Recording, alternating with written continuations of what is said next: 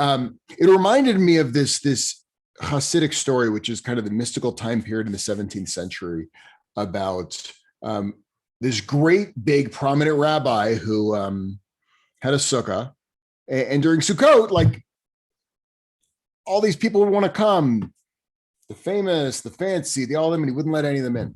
And what he would do is that he literally would bring in the poorest and the bottom of society, and they were the people allowed into his sukkah during that week.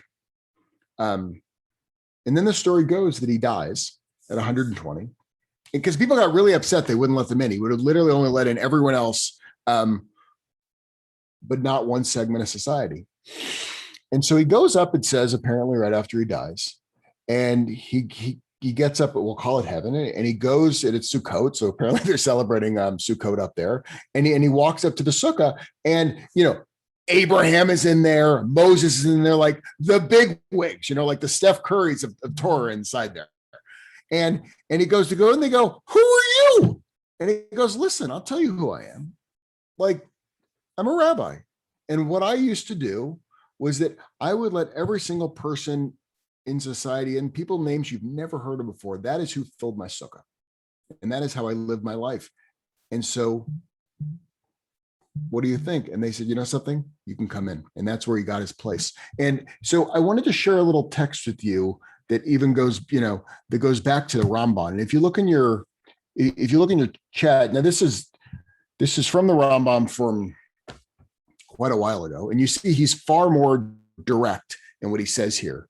He says that a person who spends time in the festival with his own family setting, eating good food, enjoying a fine meal, but does not invite people who have no other place to go or do not have the wherewithal to provide for themselves good food, then such an individual who isolates himself from the unfortunates, he's not rejoicing in the festival, he's rejoicing in the gluttonous needs of his own stomach.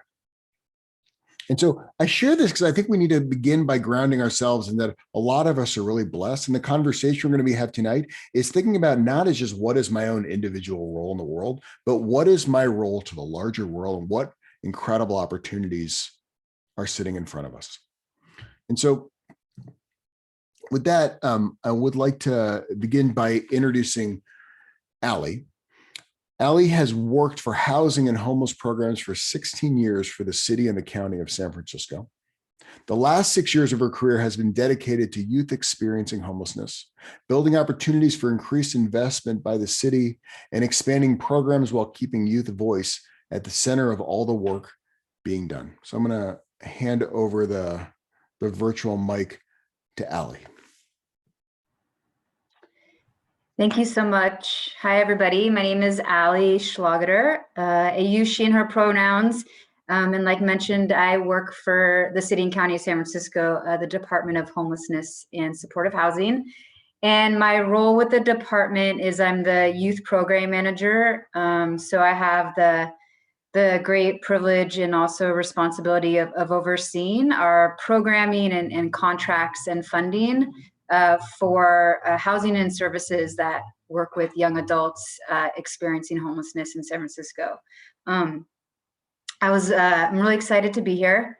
Also really inspired by that introduction. I was telling this smaller group before we started that I'm pretty, it's an intense time for our department right now. It's always intense trying to end homelessness, but as you know, the pandemic, also just the increase of anti-Blackness and racism and anti-Asian sentiments in our community, all of this has just intensified our work. And so to be in a space where people want to do something to create change is grounding and inspiring. And just to be in a space with community and not other political and government entities, trying to figure it out. So I'm thankful to be here with you guys. I'm just going to give a brief perspective of the role of the city in the Host Homes program and how Host Homes fits into our city's goal of ending homelessness for young adults. I also know there's going to be an opportunity later on for a panel and questions, which may get into more of the specifics.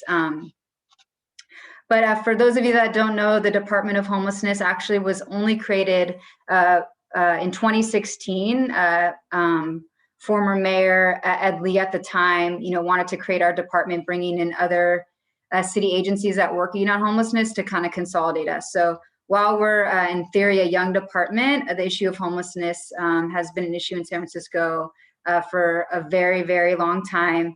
And our goal really is to make homelessness rare, brief, and one time. And the department is committed to ending homelessness for everyone, for single adults, for seniors, for families, but my role in particular is working towards ending youth homelessness. We didn't get a chance to do our point in time count this year, but last time we did a point in time count, we estimate that every single night there's about 1,100 youth experiencing homelessness, whether they're sleeping outside or sleeping in one of our shelters or one of our temporary housing programs. And 1,100 is a very high number, but we have really made investments and worked towards decreasing that number, and we've actually shown some success. So since 2017, we've reduced youth homelessness by 30%, and in the past 2 years, I'm confident to say that that number is continuously decreasing, and that's because the city has really put young people as a priority, and we're investing in ending youth homelessness in a way we haven't had before. And I say that not to diminish all the challenges we have ahead of us, but just to show, as many of you are, San Franciscans, that there is good stuff happening and that we are investing in things that work. And the host home program is an opportunity for us to invest even more and do things in a really unique way. So a lot of people ask, how are we supporting young people experiencing homelessness? And just a really brief snapshot, we have about 80 emergency shelter beds any single night that a young person can access. We actually just opened a navigation center that sleeps 43 young people, which was a really big deal for us. We have what we call temporary housing, which is transitional housing for youth, and we have about 280 beds of those every single night. And we have permanent housing in two forms. We have, we call it permanent supportive housing, where people, young adults, live in a single building or apartment with services on site. And we have about 170 units of those. And then we have rental subsidies across our community that serve youth. And we have reached over 350 slots of what we call rapid rehousing for youth. And those numbers have increased dramatically in the past 5 years. Our inventory is growing, and we really are investing in a permanent solution to a young person's homelessness.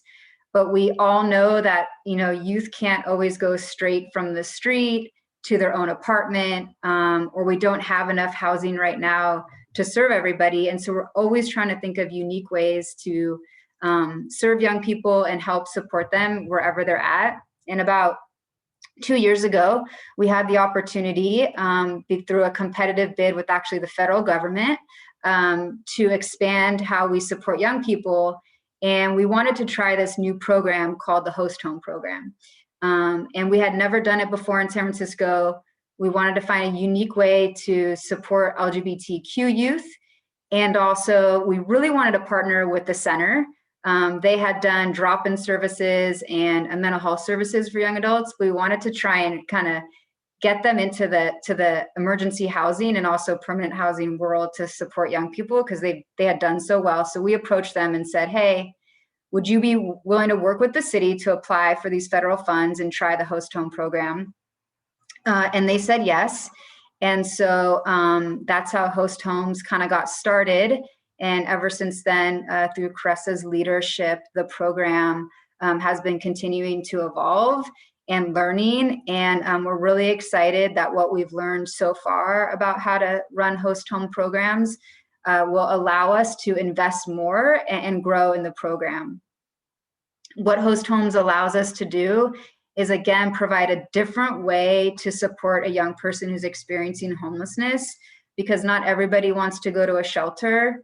Not everybody's ready to live in a transitional housing program. And a lot of young people really want a different type of support, a family connection and a social support that can get them through whatever they're going through. So I was excited that Host Homes allows San Francisco to be creative and innovative and try something new. And I also think it's really cool that this program is part of a national initiative. Nationwide, there's a lot of host home programs, whether you're in Los Angeles or Minnesota or down in Texas. And so San Francisco is figuring out what works for us in our city, but we also can learn from other communities across the US. So if you choose and are interested in the host home program, I think it's a dynamic way of getting involved. One, you're going to have the direct involvement of a young person, right? And that will be priceless. And we'll hear from a family tonight that will tell you about their experience. But you also get to be involved in, ending homelessness in San Francisco for a young person. And I can't tell you how important that is to our department, to have our community step up in a way that's not just about maybe voting for a piece of legislation or supporting a tax revenue bond, but like really being a personal, making a personal choice to support somebody's end to homelessness.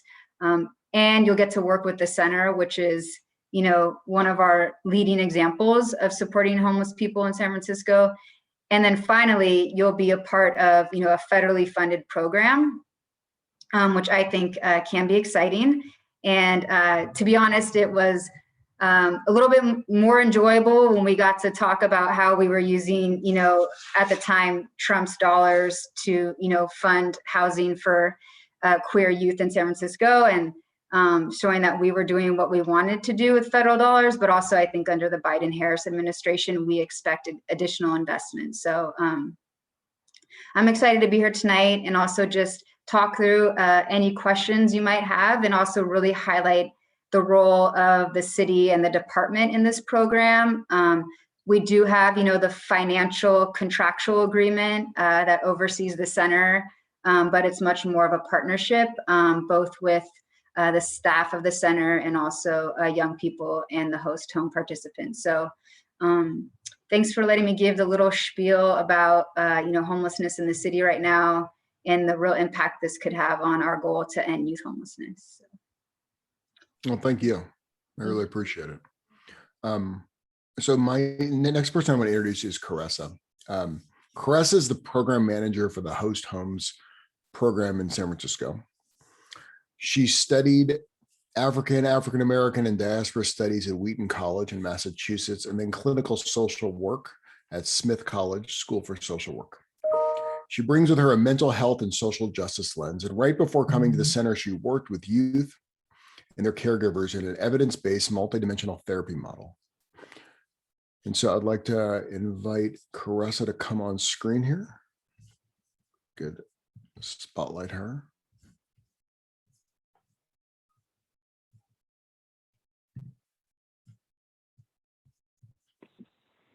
Hello. Well, thank you, Ali. You did a really excellent job, and I feel like there's nothing more that I need to add about the program, to be honest with you. You did a really comprehensive telling about like how the program started, why it started, what it's doing. The only things I will add, and then I'll show a video that I feel does a better job of showing what we do instead of just telling you.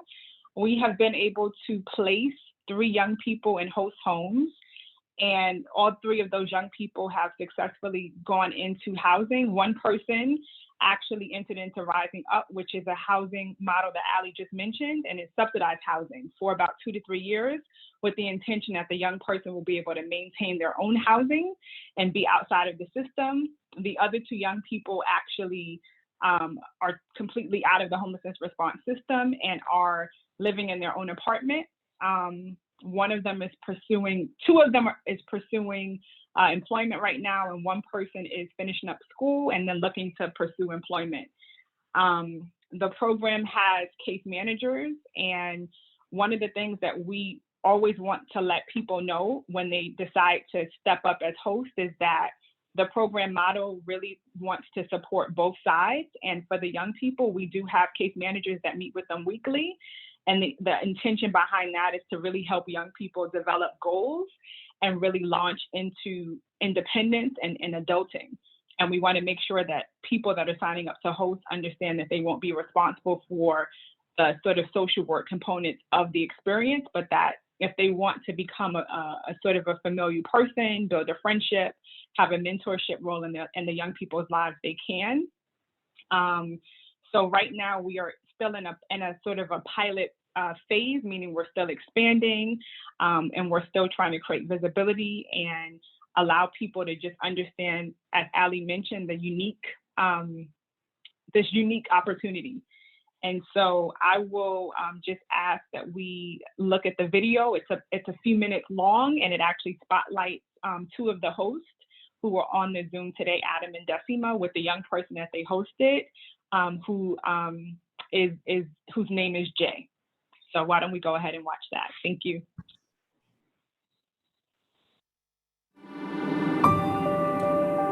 I think everybody's in the same boat of wanting to do something, but what do you actually do with the situation going on in the city and around the world to be able to actually help?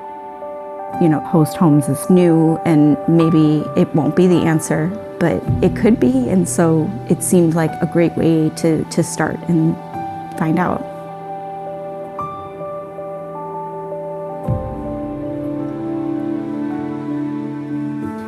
I think Host Homes came at the perfect time because it really just showed me the importance of family and close connection. It just opened up so much community, so much comfort. I've been in San Francisco since 2015. I'm not too close with my family. It was pretty hostile for a while. Last summer, I had like a really tough breakup, which led to moving out. And then I lost my job, and I took it super hard and dealt with a lot of depression and needed to get connected to services in San Francisco. I just let the center know my housing was super unstable, and from there it came out, oh, well, we're doing a Host Homes program. Host Homes is a program where we connect San Francisco community members who have a spare room with LGBTQ plus unstably housed young adults to offer housing. We offer ongoing support to the hosts, and we meet weekly with young adults to work on goals including employment, education, and community building that leads towards permanent housing. I think my personal thought process, and I won't speak for Decima, but was healthy suspicion. Some of the concerns I had were biases from observing the homelessness crisis on the streets of San Francisco. And it quickly became apparent that that is not the type of homelessness that the program is designed to address.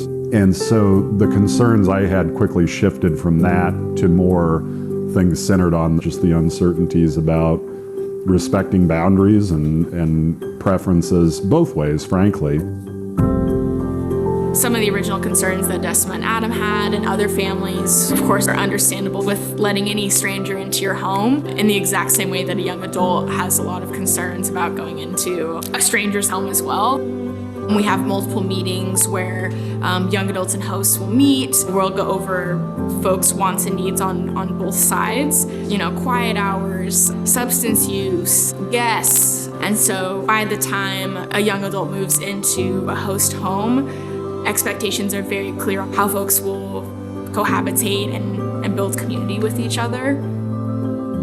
Jay moved in 2 days before the mayor announced shutdowns for the coronavirus. They're around more than I think anybody anticipated, but actually it's been great. They're really very cool, and the kids really admire them. Our relationship with Jay is beyond my expectations.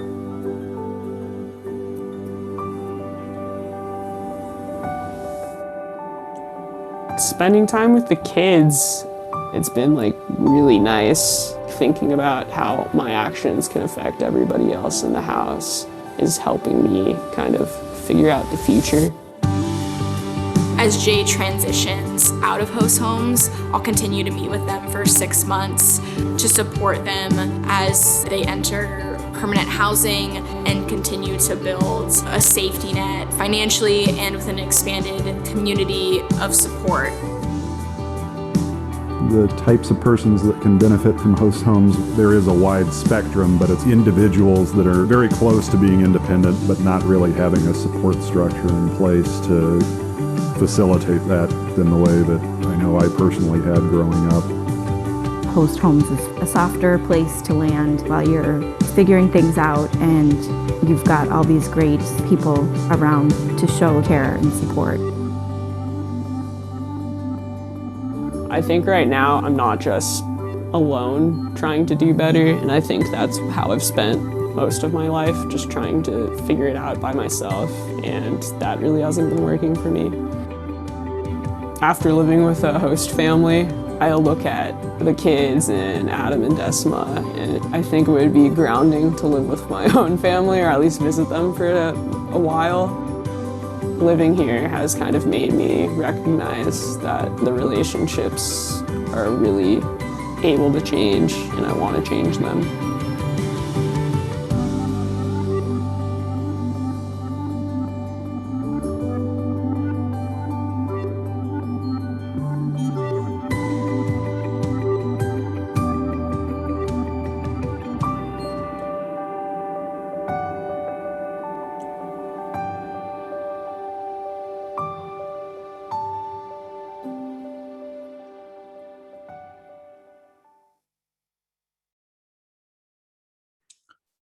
So I want to now bring on Adam and Decima.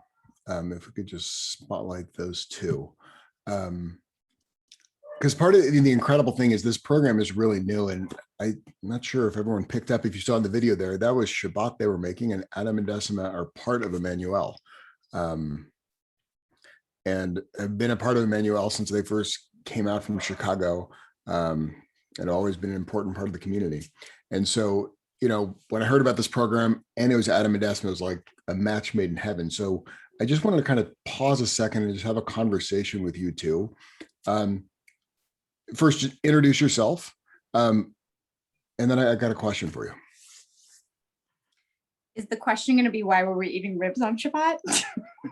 I mean, I'm going to assume they weren't baby back ribs, but you got to remember, my family is from Texas. My mother literally kosher the house and serve ham on top of matzah because she's like, ham doesn't rise, it's kosher for Passover. I wasn't going to ask that.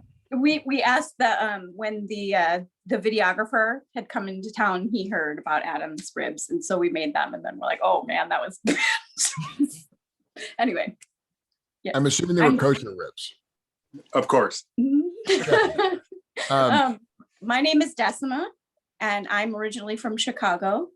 And actually, my great uncle was one of the presidents back in the day of Temple Emanu-El, which is kind of cool. And my aunt also attended, great aunt rather. But so that's kind of neat too, to have that longer history also.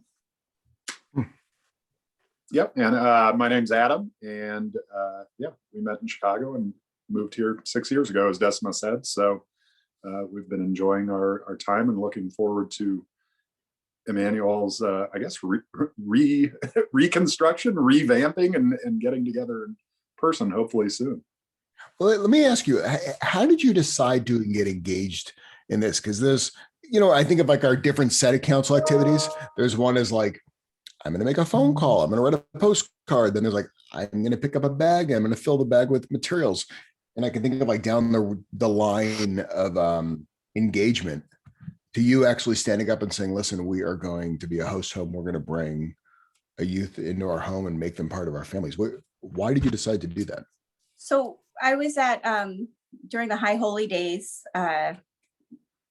not last year and not the year the mayor was there, but the year before that. And somebody had kind of mentioned it on passing on stage. And I was like, I want to know more about that.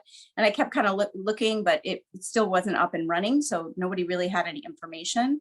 And then when I had thought about it again, it just so happened that they were about to have an information session. So I did hear about it at Temple.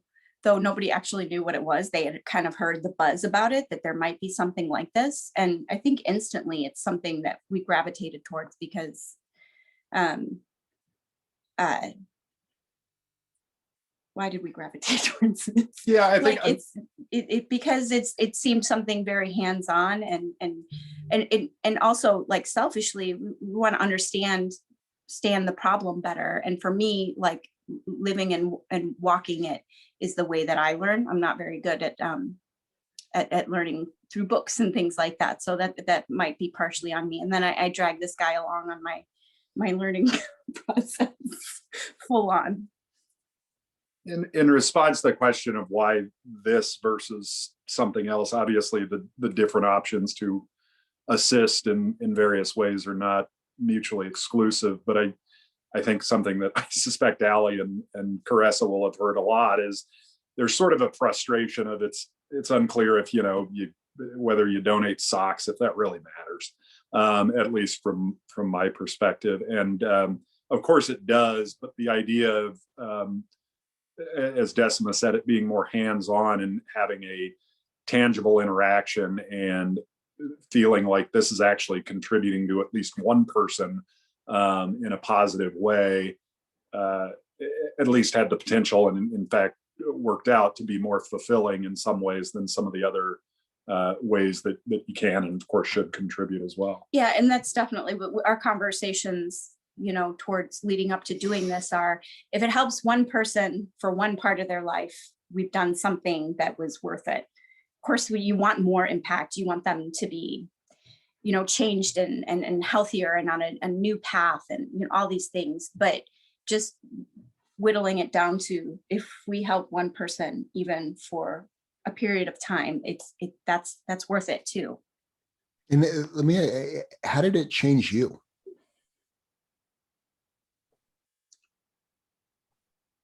I think it just broadened our horizons at a broad level. I mean, as Decima said, not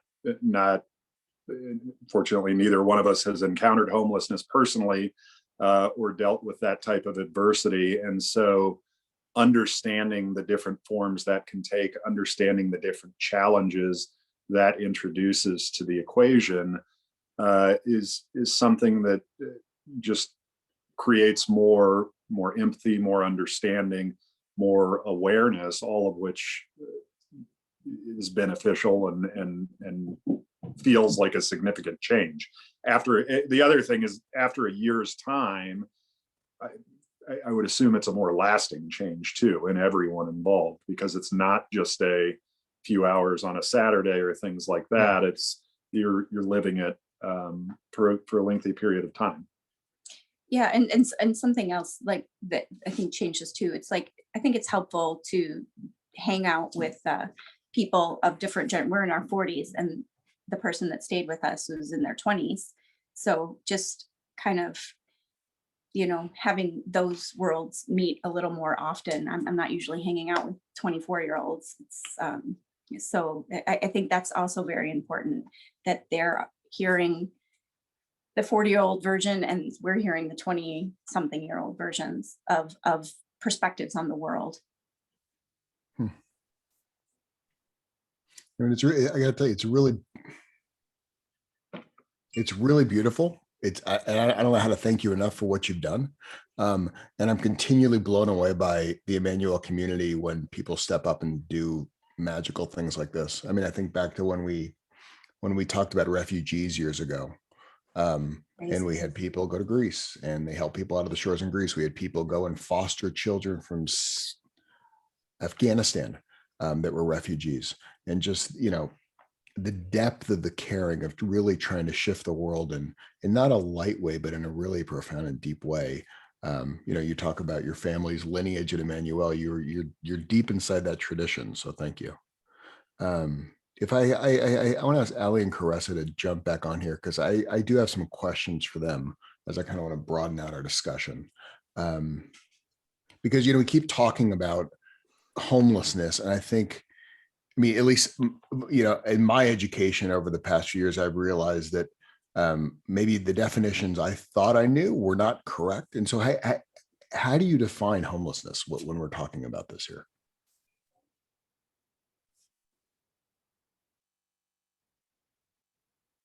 I can go just kind of like from the eligibility perspective. So this program is geared toward what we call, transition age youth. So as was just mentioned, it's a certain age range, and it's 18 to 24-year-olds. And I point that out because when we say young people, we're not talking about minors. And this definitely is not like a foster care program, or there's no legal guardianship of things like that. So it's, young adults that are experiencing homelessness, meaning that they have nowhere else to go. I think that's kind of like the most simple and surface way to put it. When you have nowhere else to go, sometimes that looks like you are, sleeping at Golden Gate Park. You're sleeping in your car with some friends. It might look like you were staying with your aunt in Noe Valley and she kicked you out and you can't stay there anymore. It might look like you've been hopping from couch to couch, but you cannot stay there permanently. So this program really is just trying to capture young people who they have nowhere to be permanently, and we want to provide some stability. And so that's how we're defining homelessness. It does not, some other definitions include what you might hear as like chronic homelessness, which is, a very lengthy time being homeless plus a disability. This program does not serve chronically homeless folks. It's really just youth 18 to 24 who have nowhere else to go, and how that looks can be, like I mentioned, various ways. And we rely on the center and other homeless youth providers to talk through what the youth's current situation is, and they make that first decision like, hey, I think you might be interested in learning more about the host home program. So they work with other providers first to determine, what's going on with you and where have you been sleeping lately. And so when you identify people that are homeless and you figure that out, what interventions do the city actually have? Well, in the moment, because of COVID, we weren't having many options, right? Because our shelters were decreased dramatically. And then we opened a lot of these shelter in place hotels. But right now, if somebody's experiencing homelessness tonight and they go to one of our access points, we're lucky we can offer them an immediate shelter bed at our navigation center, which is on Post and Hyde, which just opened. If we have a shelter bed at the Lark Inn, we can also offer that. Sometimes we have a hotel we can possibly offer for a couple of nights. Or we say, is there anywhere, you could stay? Is there a friend's couch? So in the moment, we do have some immediate, very emergency opportunities that we can try and get them safe for the night. And then that's when they start working with other programs and case managers to figure out what other intervention might work for you, and whether it's potentially the host home program, potentially maybe they need some more health or mental health support and treatment, or some of our longer term programs. But Karessa could probably give you an example of maybe what would happen if somebody showed up at the center's drop-in services and was looking for some stability. In addition to that, the only difference I would say is that we have a referral form. And so providers, case managers, just regular people can refer young people to us. And we would essentially take them through a screening process, because we want to make sure that that person's needs are needs that we can accommodate in our program. So if somebody is presenting with severe mental health symptoms or needs, substance misuse, those are things that we're not going to be able to support because our hosts are not social workers. So we would definitely work with that person to figure out what other options we could provide them with. We've also had young people show up who are maybe in a situation where they do have housing, but it's not stable because they have no income. In which case, we do also have trained navigators who are able to provide case management support and also issue funding to help people as well. So we never turn anybody away, even if they can't be in host homes, but we really try to think strategically what else is available for them. Decima, I feel like a teacher here. I know. No, Decima, very you please. zoomed. So yeah, one of the things that made us feel more comfortable too is just knowing that they were kind of talking to the youth and kind of making sure that they don't have like substance abuse problems, and that, there would be things beyond their control even that they could, put us in any kind of harm's way. And obviously, as you saw from the video, we have 3 little kids. So we wanted to make absolutely sure that, we weren't getting in over our heads. It was somebody who, kind of twists and turns and ended up where they were, but it wasn't anything chronic or something that would at all put us in any kind of danger, that something that we weren't equipped for. Mm-hmm. Yeah, so let me ask you a question, because Adam, you were also saying the way your perspective just changed because the length of this experience. Because I think most of us have stereotypes when we talk about homelessness. How have your, I guess for Adam and Decima, how have your stereotype changed? But also for Ali and Karessa, what stereotypes are out there and how do you think we actually overcome them? So actually this question's for all y'all.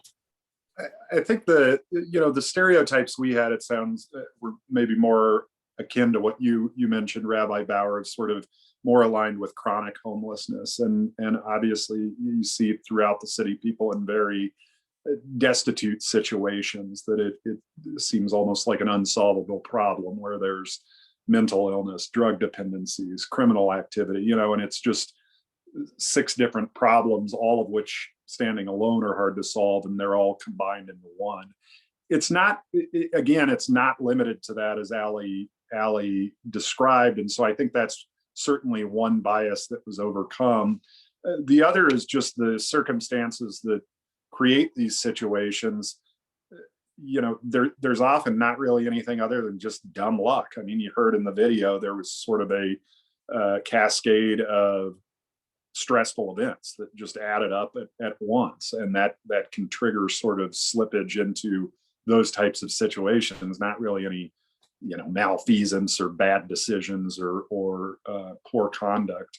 I do think it's, and I know Karessa and Ali probably experienced this, but I think it's important, as if you're interested in the process and going through it, to be open about those biases and that you personally have. And I think that's one nice thing about all the discussions in the community at large about implicit biases, is people are being more comfortable saying, you know what, I'm concerned that if I have a person in my home, they're going to steal from us. I don't know, whatever your particular concern. Just be open about that, because I think that's the easiest way to confront it and counteract it. Because in a lot of these scenarios, once you meet a person, in contrast to thinking about those things in the abstract, it takes care of itself. You immediately are like, no, obviously this person isn't going to do the things that I was concerned about, quote unquote, homeless people at large doing. But I do think that it's important just to be open about those things, and that you're not a bad person if you have those type of biases. You're not precluded for participating in the program and things like that. And just be honest. Maybe you decide, you know what, this is too stressful for me, and I don't want to do that, and that's fine too. Mm-hmm. So yeah, and also you have people to appeal to, like we kind of, I don't know what the real terms are, sorry Karessa, but like kind of have a social worker, and they kind of have a social worker.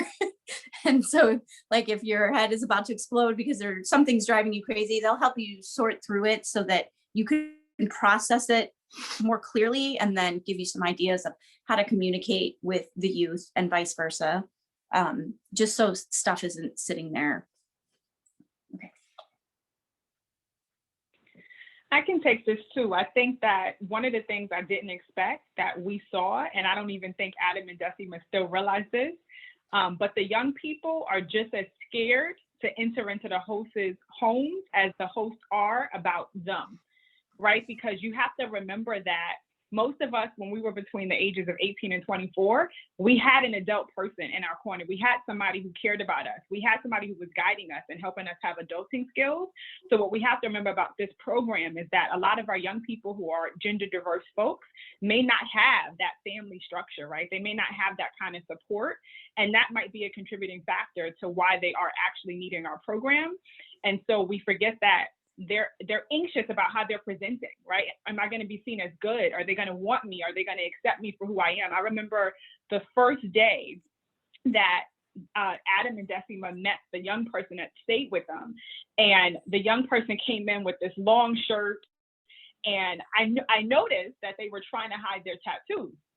And I remember making a joke with them, like, really, bruh, like, you're really gonna hide your tattoos? And then they met Decima and Adam. They sat down, had a conversation. And I remember the moment when the young person starts literally picking up their sleeves and showing their tattoo. And it wasn't conscious, but it just showed that they felt relaxed and comfortable. But I share that just to say that it's on both sides. When I started the program, we did feedback sessions with young people, and we asked them about rules and regulations and just the way we should structure the program. And the young people who were between 18 and 24 were much more critical of wanting other young people to show up and do what they had to do. And they said, we don't want to mess up this program for young people. We want this program to be long lasting. And so, again, one of my biggest stereotypes was that young people would just come in sort of not really necessarily knowing what they were going to get into, and that they would want to be in host homes. But what I found was that young people who decided that they wanted to have a new start, have this type of support, have more stability, really knew what they were signing up for. And even if they did it imperfectly, really, really did it because they wanted to enter into this journey. So I think that's the biggest takeaway that I got from any sort of stereotypes I had. Let me also ask you then, when you talk about that matching, how does that work and how do you do that? Yeah, so one thing that people often think about, right, is, well, a young person's homeless, I'm a host, and they're going to just put us together, right? And that's not how the program works, right? That would be ridiculous. Our intention is from the forefront to create the best relationship possible, right? Which means that from the beginning, we're building relationships with the host. We're trying to get to know them. What are your non-negotiables? What are the things that you're flexible about? And we ask the young person the same questions, right? We're asking them questions and we're saying, listen, we're not asking about judgment to Adam's point, but we're asking just to understand so we can support you. And we literally, after we make the decision that this is a fit, we come together and have what we call a living agreement. And that living agreement is such a great opportunity because we get to see them in action, having a conversation together, talking about what does it mean to live with each other? What time do you go to bed? What time do I go to bed? When is quiet hours? What's the boundary around kitchen use, right? I have children. Here is what I don't want you to do in front of my children. I don't want you to curse. I don't want you to use substances. So all those conversations are happening proactively. And what's cool is even as adults, we sometimes don't have those conversations. So what I think is incredible is that this program models for older adults and younger adults how to have healthy, positive communication and live life according to our boundaries. And so it's such a great process. We actually have a flow chart. And so from start to finish, both people are being background checked. We're doing interview questions, we're doing onboarding, so we have orientation and training opportunities to really help people prepare for what this opportunity is going to be. So it's a really start to finish matching process that I think is pretty thorough. And obviously we're constantly revamping it as we get feedback from the young people and from the host on how to better strengthen it. Hopefully that helps. Our experience was that we met two different people, and it was a little bit sped up because coronavirus shutdowns were about to happen in 2 days, you heard on the video or whatever. But we met with Jay and some different, it was kind of like a little dating, are we a match kind of thing, they had their physical book of photographs and I had my physical book of photographs. It was like a match, we both obviously, and they wanted to know about my kids and we're looking at the pictures. And then the next person we met, although very, very, very, very nice, and I know them and like them, we're I was like, oh, and these are pictures of my kids. And they're like, oh, that's nice.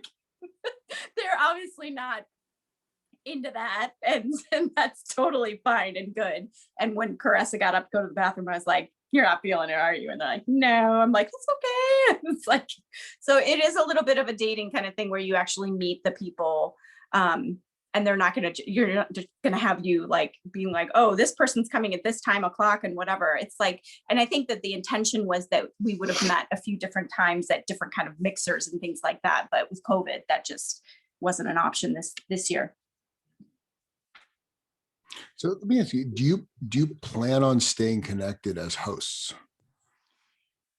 Jay continues continues to come over about once a month. They've been gone they've only been gone 2 months, and they've been back about 4 times. So even more than that, because I think that seeing our kids is kind of a stress reliever. They're superhero to them. My kids love them. They are super patient and would like read with them after dinner and stuff. And it was a weird circumstance too, like we said in the video, because with the coronavirus, it was like they were eating dinner with us 90% of the time. They didn't have anything else to do. So, and then they had their little routine where they would read with the kids after. And I was constantly trying to be like, this is not your responsibility. You don't have to do this. And eventually it did become clear that it was nice for them too. And it was a set, time. But anyway, when they're in town, they hit us up and come over for dinner or whatever, or we go out on a walk or something like that. And, the kids really enjoy seeing them. And I think vice versa too, for sure. Because they're an adult, they wouldn't do it if they didn't want to. So I want to, Ellie, give me 1 second. If people have questions, because we have some amazing people online right now that I'm looking at, kind of at our Zoom room here. You can either, throw your hand up, virtual hand up, or you can type the question into the chat and we can answer them that way. But I just want to get that out there before we run out of time. Allie? No questions are a priority, so I can hold my comment. Let me see if I see any. I don't think I see any hands yet. So why do you give your comment while people think up their questions? Well, I just can't help but just need to comment on how the stories are just really inspiring. And while I understand that it's absolutely the city's role to end homelessness and get people off the streets quickly, right? But I'm just thinking about all that pressure we have to open shelters and get people off the streets immediately, and numbers, and how quickly we have to do that as a department. And just like there's a loss though when you have to do things that quickly and to that many people, and the speed. So I know what dinner at a shelter is going to look like tonight, and it's going to look nothing like the story that was just told. And so both have to happen when you have a health crisis and an ethical crisis of homelessness. But I just can't. I need to just comment on how inspiring it is that you provide a space for a person to experience a bed, food, but like community and love. And that's just not what we can offer at our shelters and our navigation centers. And both are needed, but just a real appreciation for you guys for doing that, and just like how you can't underestimate the impact that it has, and just an appreciation for the center's commitment. And I just like, if we could grow this program, how amazing it could be if we could serve people in that way versus the way we have to with the shelter system, which is also necessary, but just thankful that we have alternatives, at least for young people right now. We would never be able to do it without the city and the center behind it. I mean, that's not something we would probably venture out to do on our own. Adam's going to give dinner to our kids. He'll be back. But yeah, I mean, that's not something we would have been willing to take on without some heavy weight behind it, knowing that we were going to be fine too. Because yeah. Thanks, Allie and Karessa. I guess what I'm gonna ask, I don't see any questions coming up here, but I will tell you, I mean, oh, there's one. Rabbi Bauer, we can't, this is Michelle, we can't It's send because questions to everyone. oh, you should be able to. Let me double check. Okay, you raise your hand, physical hand. Does Joel have a question? now you can do it. Oh, Michelle, I'm sorry, I didn't see you. So No, yeah, Michelle, go no for it. problem.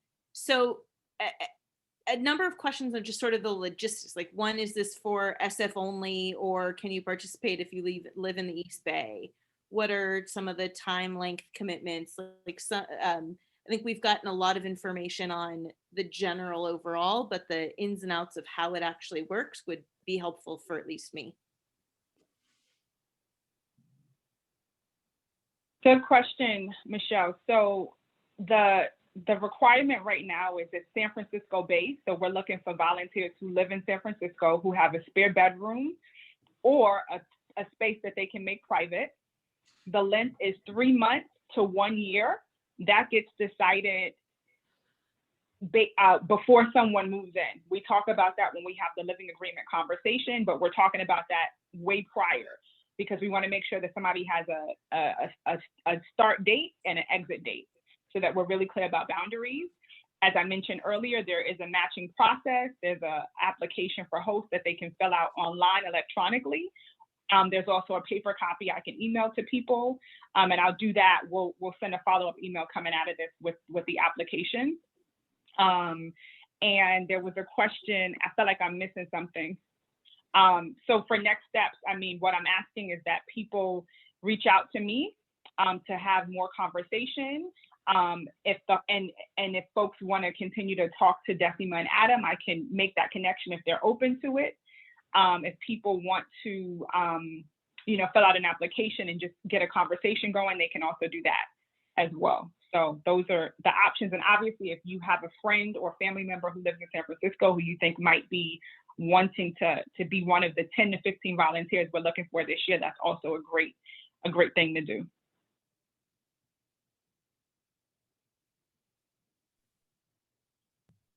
So I see another question, Chloe. How many young people in the city have been matched with host families?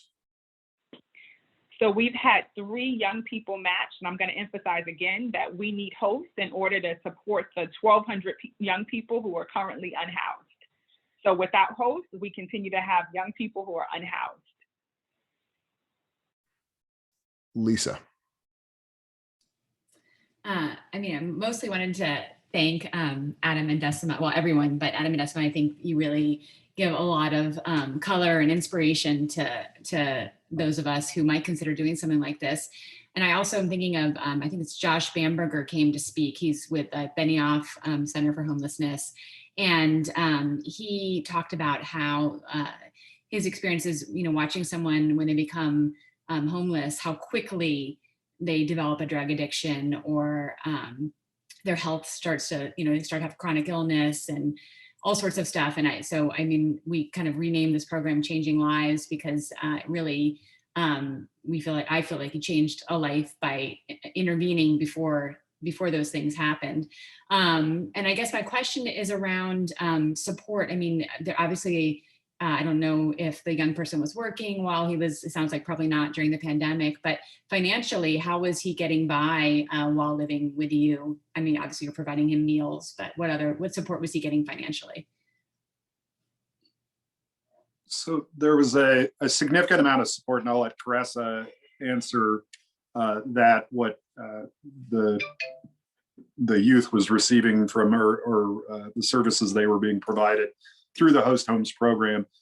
With respect to the host family, the center also makes wide accommodations depending on individual needs, and it can take the form of DoorDash gift cards, Grubhub gift cards, food expenditures, things like that. And that's what Donnie's dollars were going toward. But sorry, I thought that was amusing. I hadn't really considered that. But nonetheless, that's what some of the funding is there for. And so I think the other thing is, depending on who's thinking about it, you shouldn't think, oh, well, it's going to be super expensive, I can't do this, or things of that nature, because I don't think that was or will be an impediment necessarily. It's frankly in the city, the most difficult thing is the space. But again, you don't need a formal 1-bedroom. It's just an area that can be private. But I think I heard you ask if the youth had a job, and yeah, they were doing different internships. There was some fluctuation in the job situation, but they the LGBTQ Center helped them to find a work learn kind of position and stuff like that. And I don't think it's stuff that they would have like maybe have found right away themselves. So they are connected to the center, which is great to help them because it's hard to be motivated when the whole world seems like they don't want you or whatever. So just to have that, the center was definitely, it wasn't our responsibility to make sure they had a job or got up and went to their job or anything like that. Like we were literally just like a room and like auntie and uncle, like you can crash at our house while you get this figured out. And they had people like helping them on the other end to like kind of give them those hard talks of like, so if you don't work and you're spending all your money on whatever, then, you know, I mean, the things that you do need to learn to be an adult or, you know, or successfully living on your own. But yes, the youth living in our house was not in school at the time, and they were working almost the whole time. Yeah. Or the whole time.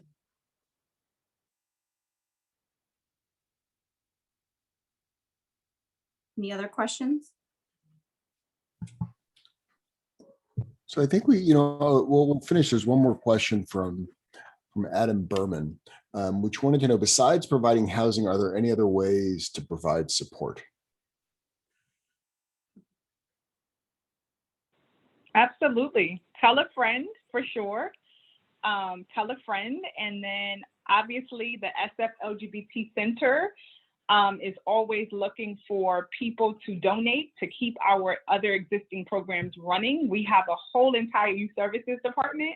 We have a community programs department. We have a employment services department as well. So please feel free to also send donations. It's sfcenter.org. And it's the SF LGBT Center.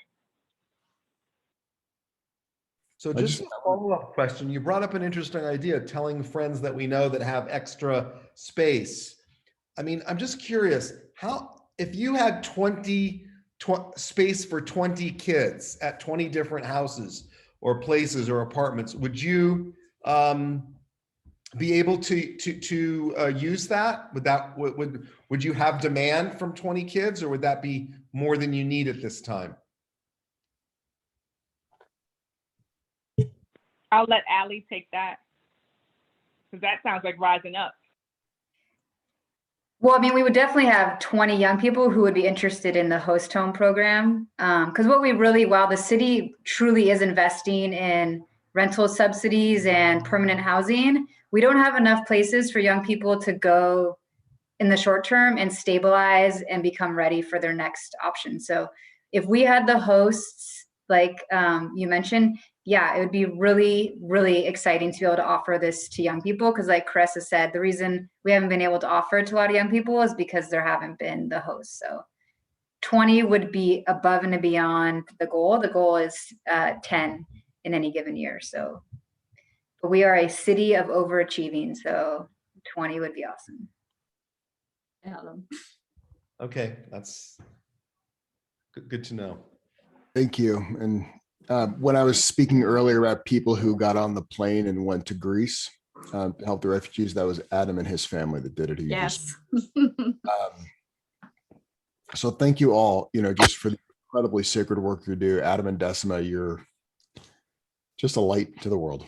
They are trailblazers. They are trailblazers. They really are trailblazers. And so, reach out to any of us here if you need the connections made, if you'd be interested in getting involved more. And I just appreciate all of you. So thank you all. Good night, everyone. Good night. Thanks.